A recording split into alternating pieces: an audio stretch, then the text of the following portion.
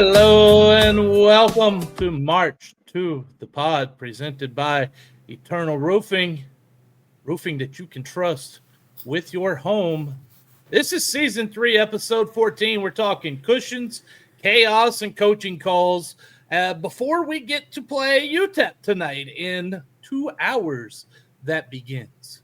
I'm Corey Hogue, your host, producer, once banned catfans.com member, who believes the Cats should go get James Franklin on the cheap and use the money saved to buy out 4th and Longo. You can find me on social media at Corey Hogue Sports. It's all one word, CORYHOGUE Sports. And check out my Substack where I cover Texas non-FBS football every week.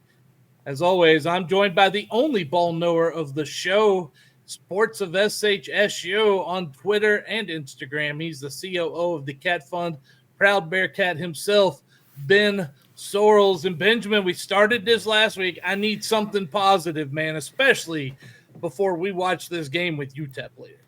Yeah, the American football has not been great, but the European football, or like some of us call soccer, continues to roll.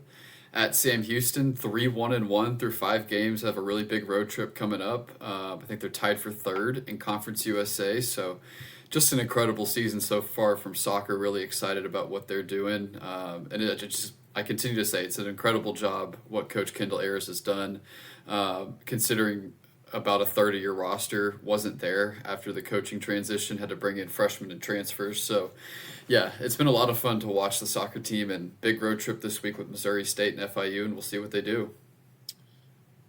First off, only the uneducated call it soccer, okay?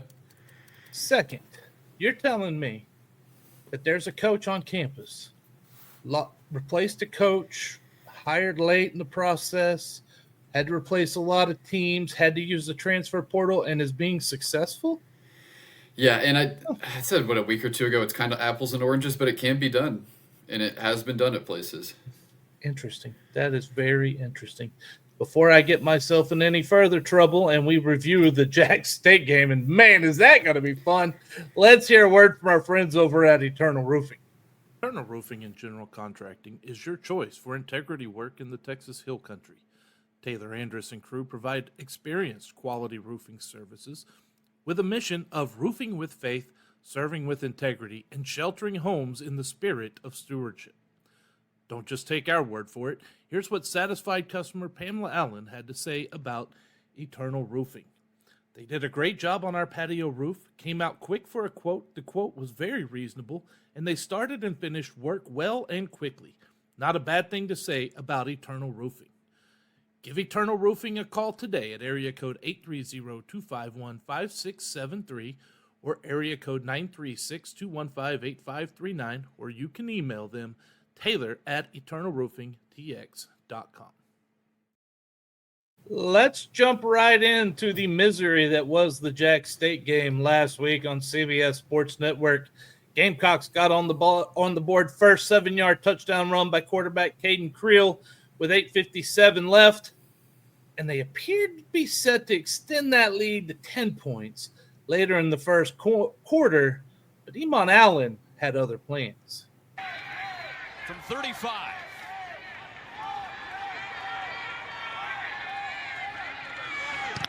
And it's blocked again. Great play by the Sam Houston special teams. Emon Allen gets a hand on it. That was a great blocked field goal by Emon Allen. And the thing that stands out to me there, Benjamin, is that one fan that near the microphone yelling, block that kick, and Emon Allen hurt him. Yeah, I did hear that too. And Jack State went with that funky alignment all night on the field goal. And it didn't work for them there at the start. And you found something. I think they adjusted a little bit later on. But, yeah, that funky alignment kind of came back to haunt them, it looked like. I think sometimes special teams coaches try to get too cute with stuff. Yeah. I mean, we've seen it. You'll see it at the high school ranks. You definitely see it at the college ranks. Not so much right now at the NFL, but yeah, I mean, don't get too cute. Just do what you got to do and do it well and block the field goal attempt. Yes. But Garrison Ripa had another chance. 30-yard field goal early in the second quarter, and Jack State had a 10-0 lead. But Sam Houston State responded with an 8-play drive that gained a whopping 17 whole yards, an incredibly productive 2.1 yards per play, before Jack State somehow forced the Cats offense to punt for the 4th consecutive drive. However, Curtis Durand, I looked it up, that's how it's pronounced on the pronunciation guide, Curtis Durand, had a tremendous punt for the 2nd week in a row that was downed at the 1-yard line. Hit the open receivers when they're available.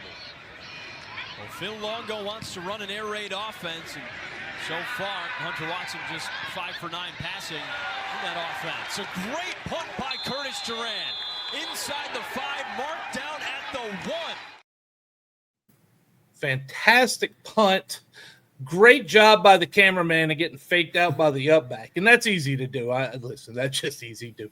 But I also think, Ben, that was a very advantageous spot. That looked more like 2-yard line to me, maybe 3 than it did the 1-yard.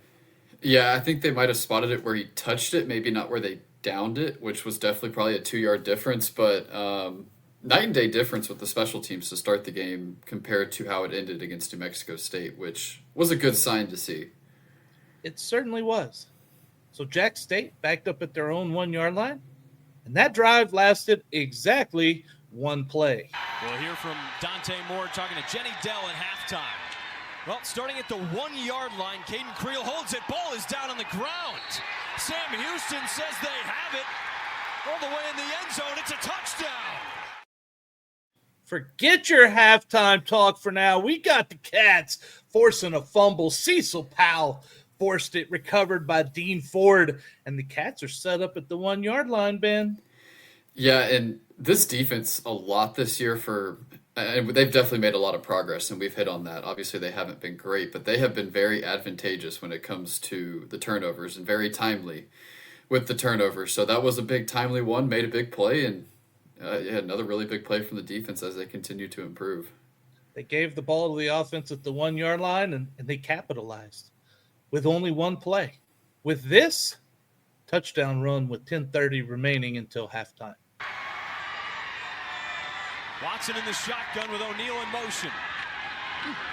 Handoff. Landon Brown into the end zone. Touchdown, Sam Houston. Landon Brown touchdown, and that was something this offense desperately needed, even if it was just a 1-yard drive. Yeah, just some sort of success to get under your feet, and it definitely helped them moving forward. And Coco Brown, big part of the offense. I think he'll continue to be. We'll hit on that in a little bit. But, yeah, that was a big play to be able to punch it in and not go backwards, have to settle for a field goal. So really big momentum change. And kind of throughout the rest of the game, the offense started to find a groove, I think maybe because of that. Does he prefer Coco or does he prefer Landon? Coco. That's how I've always heard him be referred to. His name is Landon, but he goes by Coco. Okay. Outstanding. It's a lot more fun to say Coco anyway. It really is. In fact, what's that Loco new team of the Bananas have? Yeah. I got sidetracked. Not that I've put in for more banana ball this year, but I have. Jack State extended the lead back to 10 points on its next offensive possession with an 8-play, 75-yard drive. However, Sam Houston's offense had another response, and a fun football game was starting to break out. Quavez Humphreys capped a 4-play, 75-yard drive with this touchdown reception from Hunter Watkins. A 20-yard gain for Watson. First and goal from the 4. Fake handoff, looking to throw. He lofts it into the end zone. Touchdown, Quavez Humphreys. His first of the season. I take my eyes off what I'm reading to look over here, and I say the wrong name. How about that? Hunter Watson with the 4-yard touchdown pass. And it's really good to see Quavez Humphreys get a touchdown reception as well. Good to see him get involved. I know Longo mentioned a couple weeks ago they're looking for guys to kind of become the alpha number 1 guys, and Quavez had a couple more catches last week, had the touchdown this week. Obviously, the emergence of Chris Reed, which we'll get into in a little bit, but good to see Quavez get involved, and that was a huge drive for Hunter. I think it was a 37-yard rush, 20-yard rush, and then there was a rush by the running back, and then the touchdown, and that's where it really felt like the offense started to click and Hunter really got going. Entered the locker room, Jacksonville State leading 17-14, but you did feel the momentum. You knew the second half was going to be a fun one, and I don't know about fun, but it definitely had drama attached to it. A lot of it, yes. Cats defense opened the third quarter with a stop, and something unusual happened. The offense capitalized again. An 8-play, 80-yard drive that ended with Hunter Watson finding Chris Reed in the end zone for a 20-yard touchdown and a 21-17 lead. Loss of 5, a jump on the snap. Watson with a free play, lofts it into the end zone. It's caught. He made the catch, twirling in the corner of the end zone. Terrific play right there. You got Watson saw the defense jump offside. Reed knew to go to the end zone. He threw a nice jump ball. Reed goes up high, points it, catches it, and now be dang, Benjamin, the Cats have an actual lead in a real game. First time since the third quarter against WKU, which was just crazy when you think about it, because I was thinking about that also, and then they brought it up in the broadcast. But yeah, felt good to lead, and that was a great play by Hunter. Realized the guy was offside. You're gonna make a throw, a deep throw, and made a great throw to the back shoulder where only his guy could get it. RJ Lopez put the ensuing kickoff out of bounds at the 2-yard line. But don't worry, the Cats defense is doing well. They held firm. They kept a slim lead, and that's how it was going into the fourth quarter. The Cats had a lead, and you knew this final quarter is where it was going to be decided, but you got to feel good if you have a chance. Oh, yeah, especially after the last few weeks where, I mean, you really didn't have a chance. It's been a 17-plus point game for the most part. I mean, in Mexico State, you were down by 3 going into the fourth, but they blew that open pretty quick. So had to feel good that knowing you had a legitimate shot going into the fourth quarter. Indeed they did. And Jack State opened the final stanza with a 26-yard field goal to pull within 1 point. The Cats offense had a 3-and-out, and the Gamecocks capitalized with a 5-play, 52-yard drive that ended with a 7-yard touchdown run by Cam Cook to give Jacksonville State a 26-21 lead after the 2-point conversion attempt failed. The important thing I want to point out here is while Cam Cook had his opportunities, and at times he certainly showed why he's an NFL-level back, I thought the defense, for the most part, did a pretty good job on him that night. They did. And he had a ton of touches, and that's part of the reason why he had so many yards. But they were able to corral him a decent amount and keep him inside the tackles, because if you get him outside the tackles and he gets shifty, that's when it's really hard to bring him down. But I thought they did a decent job and did as really a good of a job as you possibly could with that kind of guy. He'll be playing on Sundays very soon. Oh, he will. He is definitely an NFL guy. So Sam Houston's offense fumbled on its next drive. But again, that defense – go ahead. What were you going to say about this? I was going to say, do you have any thoughts on that call? Because a lot of people thought they should have blown it dead because there were 4 people on Hunter by the time it happened, and there was no forward progress. I think it's 50-50, but it was definitely something fans weren't happy about. I mean, yeah, those calls right there, a lot of times whatever they called on the field is what's going to stay. Yeah. That's what happened there on that fumble, whether you agree or not. I mean, it's unfortunate, but that's kind of what it is. But, hey, that defense kept them off the board despite the excellent field position that they were starting with. And the defense stopped JSU on this crucial 4th down and 1. Division II transfer is now the left guard. Hand off to Andrew Paul, who absorbs a big hit. Division II transfer didn't block him, did he? No. Big time stop by the Cats defense right there. Big stop, yeah, and the defense just continues to improve. I mean, it's impressive if they could just do enough to have the offense hang around. I mean, they might have a shot to win games. So yeah, just continue to be impressed by this defense's improvement. That was a big stop, and it's hard to continue to stop the run when they're just trying to lean on you all game. So that was super impressive. That was, and we're going to talk about what happened next here after the end when there is some post-game commentary about this. But on 1st and 10 from the Gamecocks 47-yard line, Cats got cute. Attempted reverse pass from Tim Burns to Hunter Watson. Gamecocks weren't fooled. Burns wisely held the ball, but that was a 12-yard loss. You know what, though? Even though it was 2nd and Longo, the offense pulled through this time. 8-play, 59-yard drive, highlighted by Watson, connecting with Reed once again for a 19-yard touchdown. Sam Houston 3 of 4 in the red zone tonight. Watson throws right, deep, into the end zone. It's caught for a touchdown. Chris Reed gives Sam Houston the lead. Beautiful ball thrown there by Hunter Watson.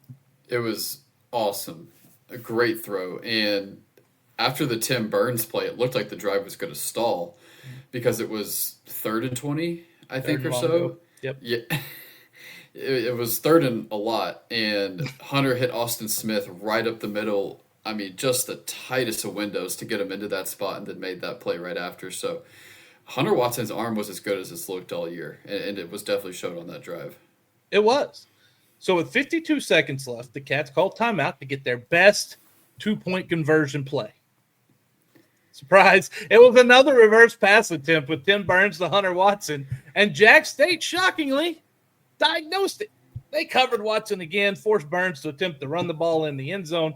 He was stopped short, and we're going to discuss that again in a minute. But Sam Houston held now a 27-26 lead. That missed 2-point conversion play kind of played a factor here with under a minute to play. So could this be the first win for Sam Houston in 2025? A poor kick return pinned Jacksonville State at its own 17-yard line with 47 seconds left. They convert a 4th and 2, 18-yard run by Cook. That puts them at its own 43-yard line. There's 10 seconds on the clock. Caden Creel completes a 17-yard pass to Pearson Baldwin at the Cats' 40-yard line. All right, and now you're like, okay, we can't play prevent anymore, right? That's what you're thinking if you're at home. You're thinking no more prevent, and then you thought, oh, they're going to try to kick it here, 57-yarder. But the Gamecocks kept the offense on the field, which signals to me that neither the kicker nor the coach believes that guy can make a 57-yard field goal. So they rush to the line. Longo notices that they're not going to run the kicker out. He calls a timeout. Smart timeout. Get that defense set. You let them know that they are to come up and guard that sideline. Don't give them a quick out. They're out of timeouts, right? If anything, make it an incomplete pass. Let's let this guy that they don't trust to hit from 57, let's go make him do it. He hadn't even hit from 50 in a game in his collegiate career. Why not? That's not what happened. They gave a big cushion on the sideline. Jacksonville State got a 5-yard pass, put them that much closer. So Longo used his final timeout to ice the kicker. But this is the Cats in 2025, and Ripa made the field goal to send Jack State home with a 29-27 victory. That one hurt. Sam Houston falls to 0-6 and 0-3 in Conference USA. But before we discuss the sequence at the end of the game, let's go back and start with the reverse pass attempts on the offense's last drives and hear what Phil Longo had to say about those play calls. We had a throwback to the quarterback. We really felt good about the play. Thought it could be the big hitter, and give us the lead. Tim actually did a smart thing. I know some people were probably frustrated. He pulled it back down and didn't throw it, but somebody snuffed out our quarterback, and it's an all or nothing play there. And so you just have to damage control that play and take the loss. And then we overcame it and moved the ball and scored and took the lead. But there's two plays that we run that I would have never thought we would run both in the same game that involved Tim throwing the football. And we tried to get to one on the 2-point conversion too. We thought that 2-point conversion was really important. And so we didn't pull them off. Tim did a good job of trying to run it in. That's the second option if he doesn't have Hunter, and he didn't, and he gave it his best effort. We didn't get in, but I don't regret calling them. We felt like they were good plays, And we tried to call them at calculated times, and they just didn't fly for us tonight. Okay, well, first, I would recommend that we don't run those plays again, and you should regret calling them, because if that's your best 2-point conversion play, and let's be clear, that is something that teams are supposed to work on all the time. That's not the greatest. A reverse pass from 3 yards, not the most highly successful play if that's your best 2-point play. My opinion, of course. Yeah, to hit on the first one, driving to go try to take the lead late in the game, I don't feel like that's the right time to call it. I don't mind that it's in the playbook. I don't think that's the time to call it, especially with the way the offense had been moving.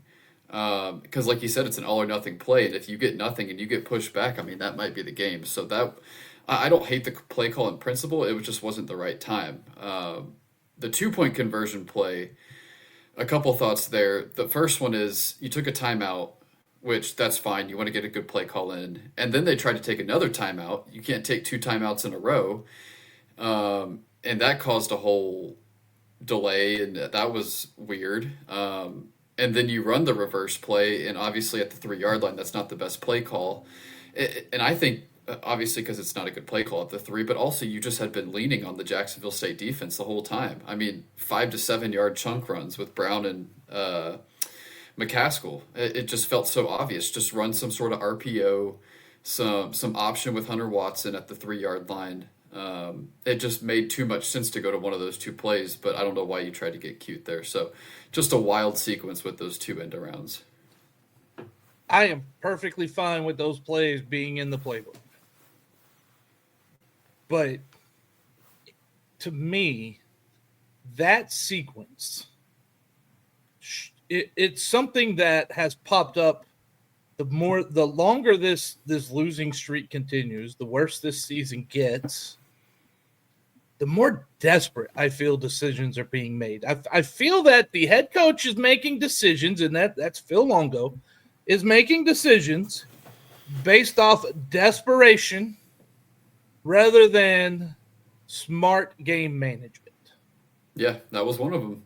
And both of those on that drive, that's desperation. That's not smart. And I think you were the better team. Yes. Like there at the end, I mean, it felt like you had the momentum. You were kind of outplaying them with our offense compared to their defense. It was not the right time. Now, if this is middle of the second quarter and you're down 10-3 and you want to try to pop a trick play, totally fine with me. If it busts, it busts, whatever. But you just cannot afford to lose 10 to 15 yards on a trick play, and you can't afford to run a trick play at the 3-yard line, especially after you just did it a handful of plays earlier. And it didn't work. Right. Obviously, they're a little disciplined, which is good. Like Jacksonville State, give them credit. They made the stop. Now, the other part, the calling the timeouts. I like the timeout call there. The cushion, okay. It was not asked about this post game.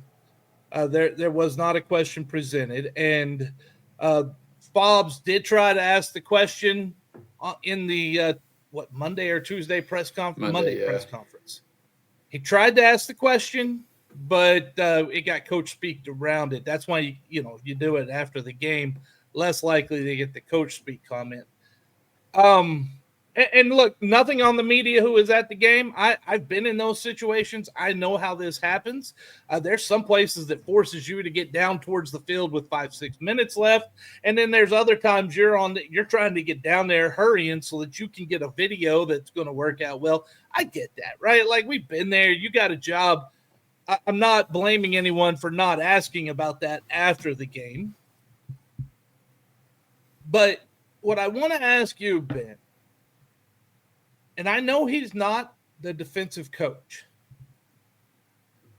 but somebody could at least throw a reminder on a headset to guard the sideline.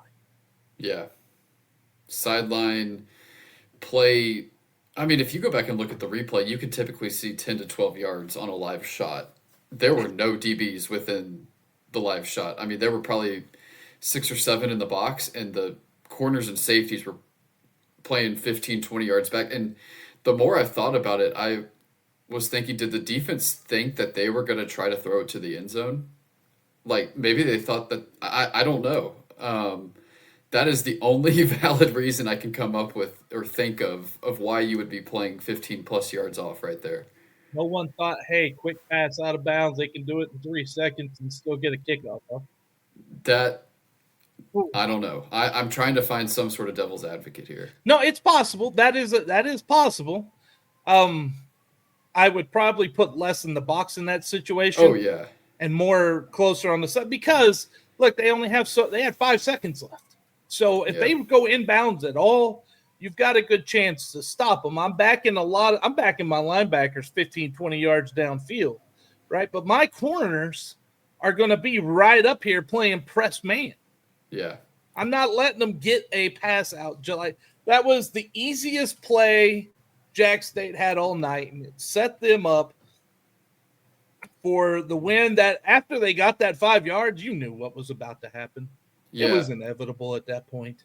Yeah, and those were if you look at the field goal, it got through by probably 3 or 4 yards. It didn't have 57 on it. And another thing that some Sam Houston people were frustrated about, and I understand this gripe, is the 2 plays before the 5-yard pass. One play there was like 1 second added. Another play there was 2 seconds added. The clock in that stadium has been a nightmare the 2 games you've played there. Maybe the refs were right, maybe they weren't. But I know a lot of people were very frustrated that Jack State was able to attempt that 5-yard pass because there were 3 seconds added, because if there's 2 seconds, you're probably kicking the field goal from 57. Nothing you could do about that. And that's what I told someone. You gotta play the hand you're dealt.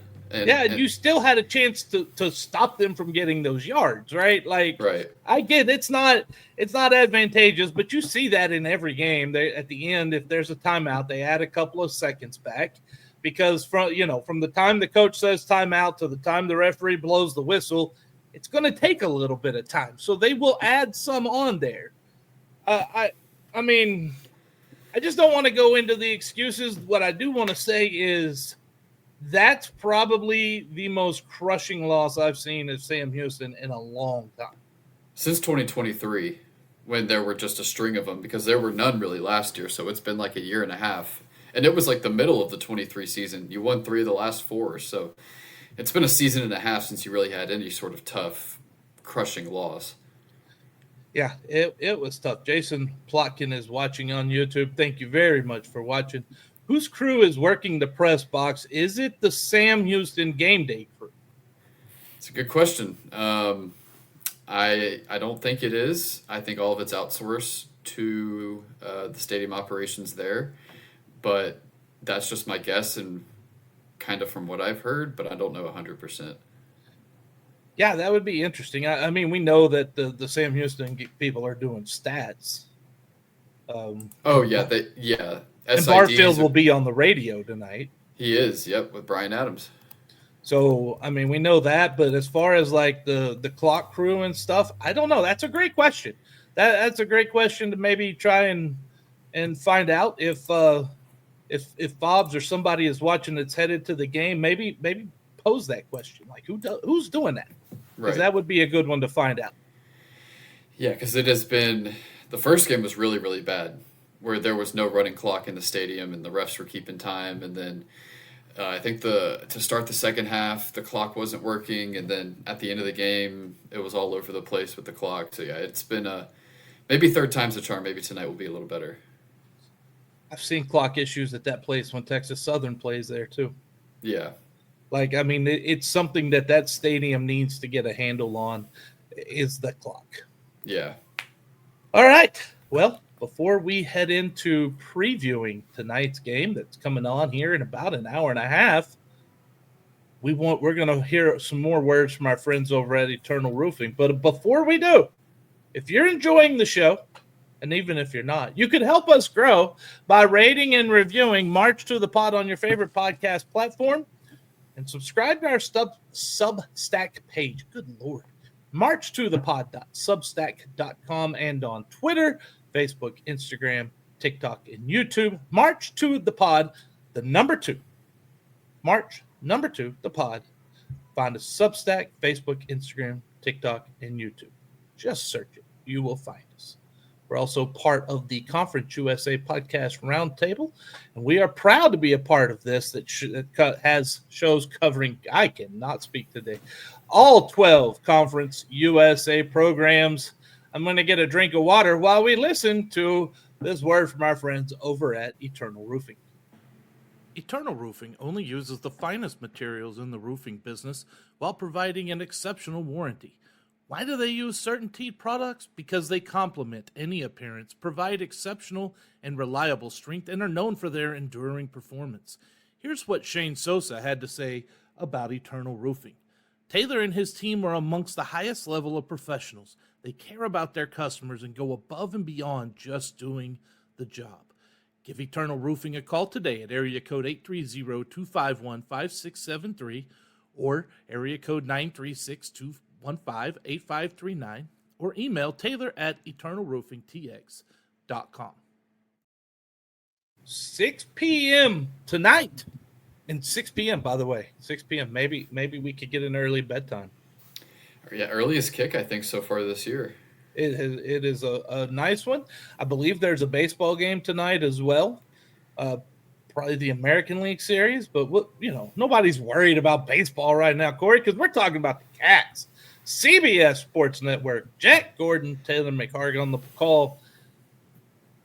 Look, UTEP comes in 1-5 overall. That one win is UT Martin and FCS school. They're 0-2 in Conference USA. Scotty Walden in his second season as selling cars at UTEP with an impressive 4-14 record. The Miners lead the overall series 3-1, but the Cats took a 41-21 victory last season in El Paso.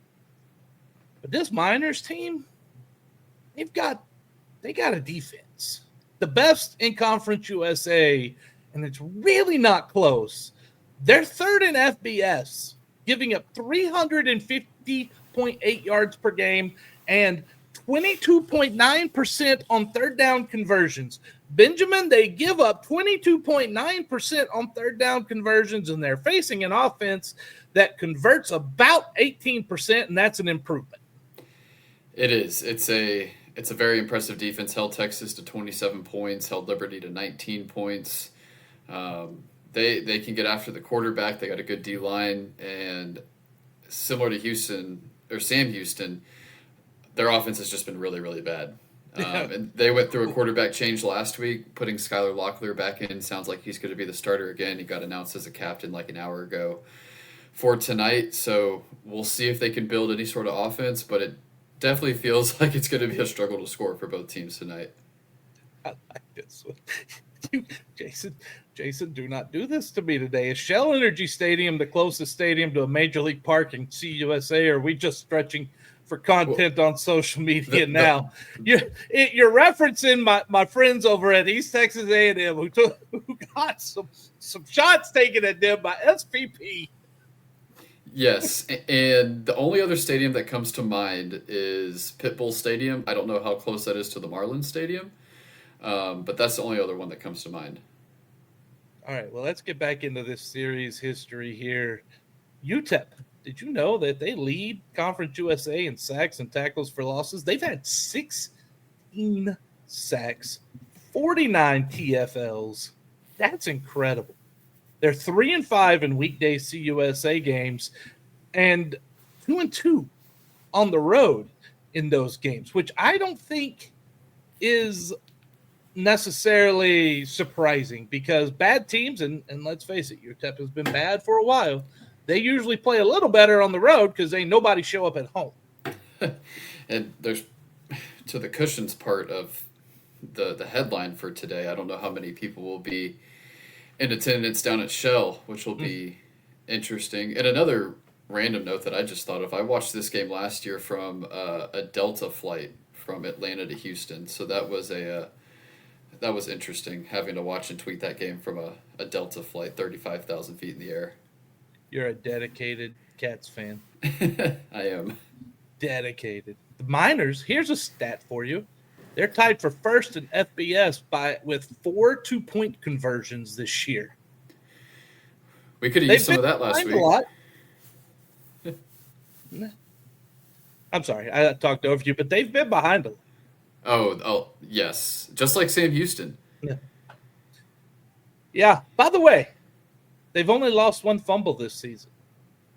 That's Now. impressive. Yeah, but they've thrown a ton of flipping interceptions. Well, and that's a big reason why they changed quarterbacks. So they were with Malachi Nelson. That was their starter for the first 4 or 5 games. Former 5-star guy that's bounced around everywhere. Doesn't look like it's going to fit here at UTEP either. I think he threw 4 or 5 against Louisiana Tech, and that was a big reason why he got benched last week against Liberty, or going into the Liberty game. So we'll see what Skylar Locklear can do. I think if he can take care of the ball a little bit more, that'll be an upgrade over Nelson. They also only average 5.5 penalties per game. That's pretty solid. Yeah, I mean, they've flashed at times. I mean, obviously the record is not good. It's not been a good year overall, but you handled the FCS team like you're supposed to. You competed with Texas. You were with Liberty that entire game. The defense has really shown some good things. So it's not been a good year overall, but they've flashed in some spots, but clearly have not put it together. Friend of the show, Adrian, brought us captured these thoughts from Scotty Walden on Phil Longo and Sam Houston. Friend of mine, man, I've known him through the years. Just an amazing story. Being a small college guy and has become a P5 coordinator now getting an opportunity as a head coach. One of the best offensive minds out there. Phenomenal human being, phenomenal scheme that he runs. He is extremely hard to defend because while they have air raid principles, he will run the ball. He'll RPO you. He'll quarterback run game you, +1 run game you. He's a really smart offensive mind and a smart football coach. And he's got those guys playing extremely hard. You watch on tape, they are playing extremely hard and physical. Like their defense last night against Jacksonville State, I thought they fought. Getting to watch that game, I thought his team fought, and just man, that guy hit a 52-yard field goal. So they've been close, and they run and hit on defense. They got those guys coached up, primed up, ready to go. I think that the thing that makes their team run though, man, and I even said this last year to you guys, is Hunter Watson. I make sure I got his name right. Hunter Watson and I believe he's from Salina, if I'm not mistaken. He's a winner. That dude is a winner. That dude. He almost willed them to victory last night. I mean, he runs physical. He's a true dual threat. To me, he's the guy that we got to hone in on defense and be ready. And you look at their receivers; those cats can run. They got guys that can run. They got the number 22, McCaskill, the running back, is a big physical downhill back. So, you can look at their record and say what you want. As coaches, we watch tape. Those dudes can play. They got players, and so we gotta have a great week of practice to be ready. Okay, first off, the producer did not get the background well for this one. Second off, at least he knows that that we're the cats. Hey, yeah, he knows his stuff. Yeah, he knows his stuff. And third, man, that guy is a player. He's a winner. Let me make sure I get his name right. Yeah, and that's a lot of people have marketed or likened Scotty Walden to a used car salesman. You can kind of see it there. He is selling you on some Bearkats. Yeah, I think used car salesman is not really fair. Let's call him a WWE promotion artist. Yeah, because he could get out there in the ring, man, and he could get some people going. Oh yeah, and he has. You've seen him at the basketball games. You've seen him at other stuff. Yeah. Oh yeah, he's got that WWE type personality. Jason Plotkin again weighs in on YouTube. The challenge with weekday CUSA is these long layoffs between games. Like after this one, Sam Houston, they lose tonight. They're saddled with a loss to hang their heads on heading into the Law Tech game. Yeah, 2-week gap.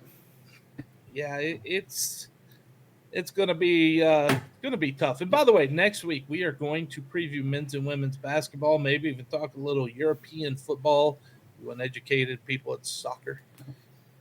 And so we'll do that. We'll also review this game next week, but you will get basketball coverage next week on March to the Pod.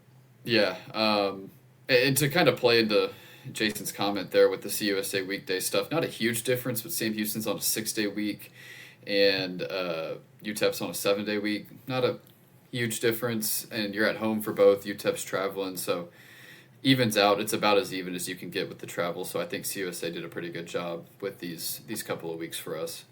I agree. I agree. I think they made it as probably best as they could. Here's what Phil Longo had to say about Scotty Walden. Oh, Scotty and I have known each other for a little while. We know each other pretty well. We've spent some time together talking ball, and we've known each other, I'm going to say 4 or 5 years now. So I'm well aware how he coaches. He is a super energy guy. He is passionate about football. I think his players know that, and I think it rubs off on them. I think that's the way they approach it. At least that's the way it seems from their the energy that they have on the field and the way they play. So this is a challenging game for us because he's intelligent. They do some. They're pretty diverse and pretty multiple on both sides of the football, and that adds a little bit more of a mental challenge this week than I think it has in some of the past games. Talk about 6 days, having to prepare for so much that could play a role in. Yeah, and it's the schedule this year to where you've had huge gaps in between games, and you finally have kind of a normal week, and it's even a short week by a day. So intrigued to see what the preparation looks like for them as a coaching staff, new coaching staff. Kind of something to take into consideration. They haven't really gone through a short week before. They've had extended periods of time multiple times this year. We told you about the UTEP defense, how good it is. Longo had some things to say about it as well. We wanted to start fast last week. We didn't necessarily do that, but we did get into a groove and then played well after that. And I think starting fast against this defense is equally as important. I think one of the things that UTEP does defensively is they are extremely multiple, not just on the back end. We thought we were going to get multiple coverage looks last week. Thought we needed to be on point to handle that stuff. This week they are. They're a multiple front team, multiple pressure team, multiple coverage team, and so the preparation, especially in a short week with only 6 days, has been pretty intense because we've got to be on point again with regards to different defensive situations and where and how we're going to attack on offense. All right.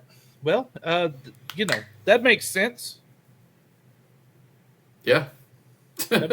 I mean, I don't know what more to say. Like, you got to. But I think the biggest concern for me coming into this game is the offensive line and how it holds up against a tremendous defensive line. We'll discuss that in a moment, but here's what Longo had to say about that D-line and that battle with the O-line first. This is one of the more challenging D-lines. They have a high number of sacks, high number of TFLs, high number of throw disruptions. So they are extremely active in the offensive backfield. Zero is a player. He is a player. 32 is a player. Those two guys are scheme changers. So you've got to know where they are on the field and what they're doing, and then you've got to be able to handle and manage this defensive line. They stunt well. They don't do a lot of exotic stuff, but what they do, they do very well. And they play aggressively, and they play with a lot of energy. Again, I think that's their head coach, and I'm sure that's the way their staff is asked to coach. And so they look like they're having a good time when they're out there, and they execute well. They're sharp. So it'll be a challenge for the O-line. They have gotten better from an efficiency standpoint from week to week. The one thing I do like about our O-line is they like a challenge, and they know this is going to be a challenge to play against the UTEP defensive line, and I think they, from a mental standpoint, they're up to the task. Okay. Will they be up to the task tonight, Benjamin? I think it's 50-50, honestly. The second half against Jack State was the best this line had looked the entire year, and maybe you start to find your footing a little bit, shuffle some guys around. I know I had mentioned last week how the guards had moved spots, and they were starting to have some guys go in and out at the right guard position to keep them fresh. So maybe you found something a little bit, but this is probably your biggest test outside of Texas. So, yeah, I think it's 50-50. We'll see if it's legit, the changes that they've made, if they can hold up for the long run. If they cannot protect Hunter Watson, give him at least 3 to 4 seconds, it's going to be a long night for this Cats offense. defense. Yeah, we saw that at the beginning of the last game. Hunter was just getting killed. He almost had to come out of the game, it looked like, in the first half. So you got to keep him upright, and if you can see what he can do with his arm. Yeah, definitely. But hey, got to keep him upright. You know what else you got to do? You got to get on that calendar at Eternal Roofing for the Christmas lights, Ben. We're in the middle of October, for crying out loud. Oh, yeah, you only got a few weeks left. You do. And here's how you do it. We're going to hear about it from our friends at Eternal Roofing. Eternal Roofing is locally owned and dedicated to giving back to the community by supporting local organizations and charities. They are also the winner of Next Door's Neighborhood Faves for 2 consecutive years. And as you know, if you've listened to this podcast, Eternal Roofing is your choice for Christmas lights. They provide premium lights tailored to fit your home, season-long maintenance, and hassle-free removal. Kyle Tatum said, "They're very professional and great quality, on time and clean, and really made me feel like they cared for me and my home." Give Eternal Roofing a call today at area code 830-251-5673 or area code 936-215-8539, or you can email Taylor at eternalroofingtx.com. We've got predictions coming up, but first, Ben, take the stage. Tell us the latest you've got from the Cat Fund. Yeah, cat-fund.com. There you go. You can sign up, become a member today for as little as $10 a month. And like I mentioned a couple weeks ago, the insider content is starting to pick back up a little bit. Had our baseball stuff last week, had a basketball preview, staff update, secret scrimmage update from Sunday night in there yesterday. So definitely want to sign up, get access to those perks, support Sam Houston athletes. And yeah, we need you. It takes everybody. It does take everyone. We also need you in the seats tonight at Shell Energy Stadium, because the Miners are coming into town, and man, they bring that defense. But first, before we get into this week's predictions, let's take a look at where we stand on the season after last week. Jack State entered, as a 7-point favorite with a total of 55. Ben had the Gamecocks winning 31-13, a cover and under. I had the Gamecocks winning 38-13. A cover and over. Jack State won 29-27. That field goal made it what? Over. Made it over. Yes. Neither one of us hit on the spread, Ben. It was the first time this year you failed to hit on the spread. You're 5-1 now and 4-2 on the totals. That's impressive stuff. Yeah, I was 9-1 going into last week, and then you decided to pick with me, and that's why I didn't win. It worked. Yeah, I am 2-4 against the spread, and a very impressive 1-5 on the total this year, which means pay attention to what we're about to say, because I am going to win you money, obviously. Yeah, by doing the opposite. Exactly. So Sam Houston opened as a 2.5-point favorite, a total of 46.5. That is flipped. UTEP is now a 2.5-point favorite. Total has gone up a point to 47.5. So Vegas projects UTEP wins tonight 25-22.5, which we know is impossible. Benjamin, what say you? Yeah, I love the under. That's probably my favorite bet tonight, so I'm definitely going under. And I have Sam Houston winning. I had them winning in the prediction for the CUSA roundtable, so sticking to that. Going to be very close. I don't think this is going to be a blowout either way. I'm going to say Sam Houston 23-21. They find a way to win a close one, get on the board in the win column, and this is probably your most winnable game for the rest of the year. At home against a 1-5 team they're coming to you. So yeah, this is one you got to have. Feels like a must win for you. So I'm going to go Sam Houston 23, UTEP 21. Boy, do I have bad news for you. Oh gosh, you agreeing with me? Because you've got Sam Houston covering and you're going under. Well, listen, obviously my picks have been not that great. So I went to ChatGPT today, and I'm letting ChatGPT do the work for me.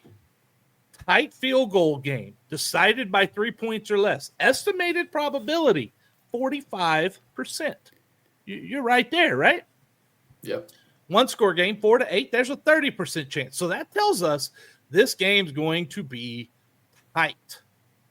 The books expect mid-range scoring and not a shootout, not with these offenses. Home games lean under for Sam Houston, but they're competitive. The defense bends, but red zone stands, keep opponents in field goal range. UTEP tends to play to the pace of the opponent, more likely to win tight than to blow teams out. ChatGPT is awesome, right? I should use them more. It says if Sam Houston wins, this is what ChatGPT says, so let's go with it. If Sam Houston wins, it's more likely 23-20 or 24-21. That's right around what you say, right? Yep. If UTEP wins, it's more like 26-23 or 27-24. So here is a projected scoring timeline for you to go put all your prop bets on for tonight. First quarter, 10:42 left. UTEP hits a 41-yard field goal, takes a 3-0 lead. The Cats bend, but the red zone stand, it's not a red zone stand unless they lost a lot of yards on it. They force a field goal. 5:18 to go in the first quarter. Sam Houston scores a touchdown on a play-action pass. Crowd gets into it early. Offense mixes that tempo up. They've got a 7-3 lead. Second quarter, 12:50 left. UTEP gets a power run inside the 5 for a touchdown, and they take a 10-7 lead as they start to lean on the Cats front. 6:11 left to go. Cats strike with a 38-yard field goal to tie it up at 10, and the drive stalled after a penalty on second and short. Second quarter, 1:54 left. UTEP takes a 13-10 lead with a 36-yard field goal. They win the field position exchange that we're likely to see. So at halftime, UTEP leads 13-10. It's a tight game, and both teams are under 200 yards of offense. That sounds pretty solid to put some money on. Yeah. Second half, third quarter, 10:20 to play. UTEP touchdown. It's a screenplay that busts for big 24 yards. Momentum briefly swings as UTEP now has a 20-10 lead. Looks a lot like last week, don't it? Third quarter, 4:37 left. Sam Houston gets a touchdown. Watson keeps it. Bearkats answer to stay alive. It's 2017. We move to the fourth quarter. Cats still down 3. 11:03 left. UTEP with a field goal. Always that drive that stalls inside the 30. They're not great. Neither team is great in the red zone, and they can't kill the clock. 5:28 left. Sam Houston hits a field goal with another red zone sting by UTEP. So now 23-20. And UTEP, they're only allowing touchdowns on 47.8% of red zone trips for the opponent. That's pretty solid. 1:18 to play in regulation. UTEP hits the field goal. They go up 26-20. It puts pressure on Sam Houston. 20 seconds left in the game. I kid you not. This is how it's going to work, man. 20 seconds left in the game. Sam Houston, they got either field goal or they have to take a shot to the end zone, right? Longo chooses to go for the field goal this time, right? This way he could get that onside kick recovery and win it. 26-23 UTEP right now. So Sam Houston drives into plus territory with under a minute left, stalls around the 30, down 6. He takes a field goal rather than trying to heave it to the end zone on a third and long or fourth and long. But UTEP recovers. UTEP recovers the onside kick, and UTEP wins tonight, 26-23. Ben, mark it down. ChatGPT says that UTEP covers, and it's over. How about that? I'm just glad I'm on the other side, so I feel good. What? What? No, this is ChatGPT guaranteed, man. Oh, yeah. Never wrong. Yeah, never wrong. Well, we will find out in an hour and 5 minutes how wrong I am again, because I usually am wrong. Yeah. And check our social media injury report. Probably comes out in about 5 minutes. Elijah Green sounds like he is out tonight. Again, we'll see what Jamire Diaz's status is, but we should have that in about 5-10 minutes. Great plug. Go to Sports of SHSU to watch and see what's going on.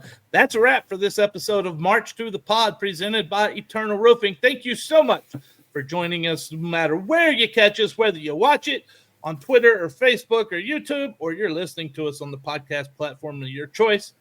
We appreciate you. We'll be back next week with more coverage of the Bearkat athletics. Until then, Benjamin, we need a victory tonight. Take us home. Yeah, eat them up, Cats, and just score more points than the Miners. That's all it takes. Score more points than a Miner.